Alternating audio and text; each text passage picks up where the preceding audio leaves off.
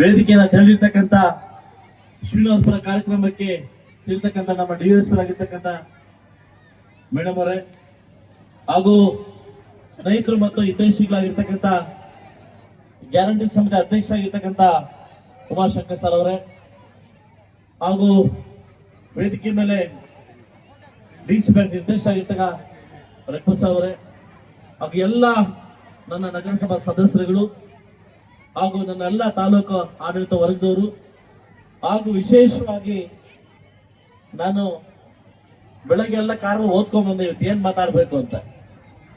ಈ ಮುಳುಬಾಗಿಲು ಇಷ್ಟು ಕೇಳಿದ ತಕ್ಷಣ ಹಂಗೆ ದಂಗಾಗ್ಬಿಟ್ಟೆ ನಾನು. ಇವತ್ತು ವಿಶೇಷವಾಗಿ ನನಗೊಂದು ಆಸೆ ಇತ್ತು, ಅವ್ರನ್ನ ಕರ್ಕೊಂಡ್ಬಂದು ಎಲ್ಲಾದ್ರೂ ಒಂದು ಕಡೆ ವೇದಿಕೆಯನ್ನು ಹಂಚ್ಕೋಬೇಕಂತ ಒಂದು ಆಸೆ ಇತ್ತು. ಬಹುಶಃ ಇವತ್ತು ಆಸೆ ನೆರವೇರ್ತು, ಆದ್ರೆ ಪೂರ್ತಿ ಆಗ್ಲಿಲ್ಲ. ಅವರ ಜ್ಞಾನಕ್ಕೆ ನಾನು ಟೈಮ್ ಕೊಡಕ್ ಆಗ್ಲಿಲ್ಲ. ಮತ್ತೊಂದು ಕಾರ್ಯಕ್ರಮನ ಫೆಬ್ರವರಿ ತಿಂಗಳಲ್ಲಿ ಆಯೋಜನೆ ಮಾಡ್ತಾ ಇದೀವಿ. ಇಡೀ ಕರ್ನಾಟಕ ರಾಜ್ಯ ತಿರುಗಿ ನೋಡ್ತಕ್ಕಂಥ ಕಾರ್ಯಕ್ರಮ ಮಾಡ್ತಾ ಇದೀವಿ. ಇತ್ತೀಚೆಗೆ ಮುಳುಬಾಗಿಲು ತಾಲೂಕು ನಡೀತಕ್ಕಂಥ ಹೆಣ್ಮಕ್ಳ ಬಗ್ಗೆ ಮತ್ತು ಈ ಪೋಕ್ಸೋ ಕೇಸ್ ಬಗ್ಗೆ ದೊಡ್ಡ ಆಚರಣೆ ಮಾಡ್ತಕ್ಕಂಥ ದಿನವನ್ನ ನಾವು ಮುಳುಬಾಗಿಲು ಸ್ಟಾರ್ಟ್ ಮಾಡ್ತಾ ಇದೀವಿ. ಆ ವೇದಿಕೆಗೆ ನಿಮ್ಮನ್ನ ಕರೀತಾ ಇದೀನಿ ಸರ್.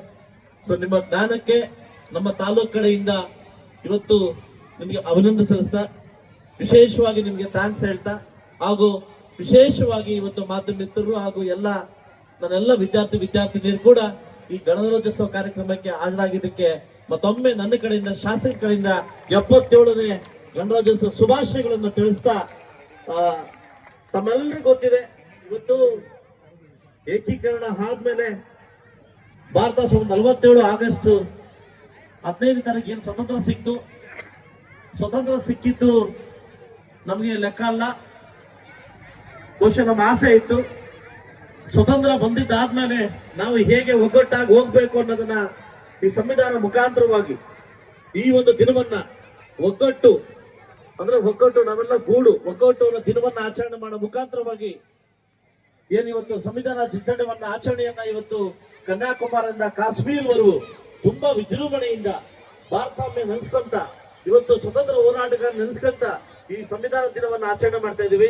ಈ ಆಚರಣೆಗೆ ಒಬ್ಬ ಶಾಸಕರಾಗಿ ತಾಲೂಕಿನ ಎಲ್ಲ ಅಧಿಕಾರಿ ವರ್ಗ ನೀಡಿ ಇದು ಗೌರವಪೂರ್ವಕವಾಗಿ ನಮ್ಮ ತಾಲೂಕಲ್ಲೂ ಕೂಡ ಇದು ಆಚರಣೆ ಮಾಡ್ತಾ ಇದೀವಿ. ಸೊ ತಮ್ಗೆಲ್ಲರಿಗೂ ಗೊತ್ತಿದ್ದಂಗೆ 1938ರಲ್ಲಿ ಏನು ಮಹಾತ್ಮ ಗಾಂಧಿಯವರ ಅಧ್ಯಕ್ಷತೆಯಲ್ಲಿ ನಾವು ಸ್ವತಂತ್ರ ಮಾಡಬೇಕಾದ್ರೆ ನಾವೆಲ್ಲ ಒಗ್ಗಟ್ಟಾಗಬೇಕು, ನಾವೆಲ್ಲ ಗುಂಪಾಗಬೇಕು, ನಾವೆಲ್ಲ ಒಂದಾಗಬೇಕು ಅಂತ ಒಂದು ಕಾರಣಕ್ಕೋಸ್ಕರವಾಗಿ ಕಾಂಗ್ರೆಸ್ ಅನ್ನೋ ಪದವನ್ನು ಹುಟ್ಟಾಕಿದ್ರು ಮಹಾತ್ಮ ಗಾಂಧಿಯವರು. ಕಾಂಗ್ರೆಸ್ ಅಂದ್ರೆ ಇರ್ತಕ್ಕಂಥ ಪಕ್ಷ ಕಾಂಗ್ರೆಸ್ ಪಕ್ಷ ಅಲ್ಲ. ಇದಕ್ಕಿಂತ ಮುಂಚೆ ಸುಮಾರು ವರ್ಷಗಳ ಹಿಂದೆ ಕಾಂಗ್ರೆಸ್ ಅನ್ನೋ ಪದವನ್ನು ಹುಟ್ಟಾಕಿ ಅದಕ್ಕೆ ಕ್ರಮೇಣ ಕಾಂಗ್ರೆಸ್ ಅಂದ್ರೆ ಒಂದು ಗುಂಪು, ನಾವೆಲ್ಲ ಗುಂಪಾಗಿ ಹೋದ್ರೆ ಮಾತ್ರ ನಾವು ಗೆಲ್ಲಕ್ಕಾಗುತ್ತೆ, ಸಂದರ್ಭಕ್ಕಾಗುತ್ತೆ ಅನ್ನೋ ಕಾರಣಕ್ಕೋಸ್ಕರವಾಗಿ ಮಹಾತ್ಮ ಗಾಂಧಿ ಮತ್ತು ಅವ್ರ ಟೀಮ್ ಅವರು ಈ ಗುಂಪನ್ನು ತಯಾರು ಮಾಡಿ ಅದಕ್ಕೆ ಅರೇಬಿಕ್ ಭಾಷೆಯಲ್ಲಿ ಕಾಂಗ್ರೆಸ್ ಅಂತಂದ್ರೆ ಒಂದು ಗುಂಪು ಅಂತ, ಅಂದ್ರೆ ಒಂದು ಒಗ್ಗಟ್ಟು, ಒಂದು ಗುಂಪು ಅಂತ ಅರೇಬಿಕ್ ಭಾಷೆ ಕರೀತಾರೆ. ಅವತ್ತೇ 1938ರಲ್ಲಿ ಅದನ್ನ ಕ್ರಮೇಣವಾಗಿ ಅದು ಒಗ್ಗಟ್ಟಾಗಿ 1942ರಲ್ಲಿ ಸ್ವತಂತ್ರ ಬಂದಾಗ ಇದೇನು ಕಾಂಗ್ರೆಸ್ ಪಕ್ಷ ಸ್ಥಾಪನೆ ಮಾಡಬೇಕು ಅಂತ ನೆಹರು ತಲೆಯಲ್ಲಿ ಬರುತ್ತೆ, ಆ ಮಹಾತ್ಮ ಗಾಂಧಿಯವ್ರಿಗೆ ಇಷ್ಟ ಆಗಲ್ಲ. ಯಾಕಂದ್ರೆ ಈ ಗುಂಪು ಅನ್ನೋ ಪದದಿಂದ ಭಾರತ ದೇಶವನ್ನು ಒಗ್ಗಟ್ಟು ಮಾಡಿದ್ವಿ. ಈ ಒಂದು ಪದದಿಂದ ನಾನು ಕಾಂಗ್ರೆಸ್ ಪಕ್ಷ ಕಟ್ಟಲಿಕ್ಕೆ, ರಾಜಕೀಯ ಪಕ್ಷ ಕಟ್ಟಲಿಕ್ಕೆ ಇದು ಪದ ಕೊಡೋದಕ್ಕೆ ಅವತ್ತು ಇಡೀ ಎಲ್ಲ ಒಗ್ಗಟ್ಟಾಗಿ ಮಹಾತ್ಮ ಗಾಂಧಿಯವ್ರನ್ನ ಒಬ್ಬರು ಬಿಟ್ಟು ಈ ಕಾಂಗ್ರೆಸ್ ಅನ್ನೋ ಪದದಿಂದ ಇಡೀ ರಾಜ್ಯವನ್ನು ಒಗ್ಗಟ್ಟು ಮಾಡಿ ಕಾಂಗ್ರೆಸ್ ರಾಜಕೀಯಕ್ಕೆ ಕ್ರಮೇಣವಾಗಿ ಬಂತು. ಸ್ನೇಹಿತರೆ, ಇವತ್ತು ನಾನು ಅರವಿಂದ್ ಬಗ್ಗೆ ಒಂದು ಮಾತಾಡಲಿಕ್ಕೆ ಇಷ್ಟಪಡ್ತೀನಿ. ಬಹುಶಃ ನಾನು ಕೂಡ ಮುಳುಬಾಗಿಲು ತಾಲೂಕು ಬಗ್ಗೆ ಓದಿದ್ದೆ.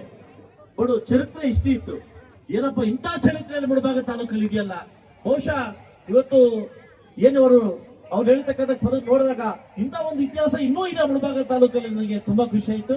ಸೊ ಅದ್ರ ಬಗ್ಗೆ ಇವತ್ತು ನಾನು ಹೇಳೋದೊಂದೇ, ಮುಳುಬಾಗಿಲು ತಾಲೂಕಲ್ಲಿ ಇರ್ತಕ್ಕಂಥ ವಿಶೇಷವಾದಂತಕ್ಕಂಥ ದೇವಾಲಯಗಳು, ಇವತ್ತು ನಮ್ಮ ಗರುಡ ದೇವಾಲಯ, ಇವತ್ತು ನಮ್ಮ ಕುರುಡುಮಲೆ ದೇವಾಲಯ, ಅವಳಿ ರಾಮಲಿಂಗೇಶ್ವರ ದೇವಾಲಯ, ಸೋಮೇಶ್ವರ ದೇವಾಲಯ, ಆಂಜನೇಯ ದೇವಾಲಯ, ಇವತ್ತು ದರ್ಗಾ, ಇವತ್ತು ವಿಶೇಷವಾಗಿರ್ತಕ್ಕಂಥ ನಮ್ಮ ನರಸಿಂಹತೀರ್ಥ, ಇದ್ರ ಬಗ್ಗೆ ಇತಿಹಾಸ ತೆಗೆದಾಗ ಸುಮಾರು 1300-1400 ವರ್ಷಗಳ ಇತಿಹಾಸ ಹೊಂದಿರತಕ್ಕಂಥ ಊರು ನಮ್ಮೂರು ಮುಳುಬಾಗಿಲು. ಹೆಮ್ಮೆ ಆಗುತ್ತೆ ಸ್ನೇಹಿತರೆ. ಇಂಥ ಊರಲ್ಲಿ ಬಹುಶಃ ನನ್ನ ತಂದೆ ತಾಯಿ ಮಾಡ್ತಕ್ಕಂಥ ಪುಣ್ಯ ಅಂತ ಗೊತ್ತಿಲ್ಲ, ಇಂಥ ಊರಲ್ಲಿ ಶಾಸಕನಾಗಿದ್ದಕ್ಕೆ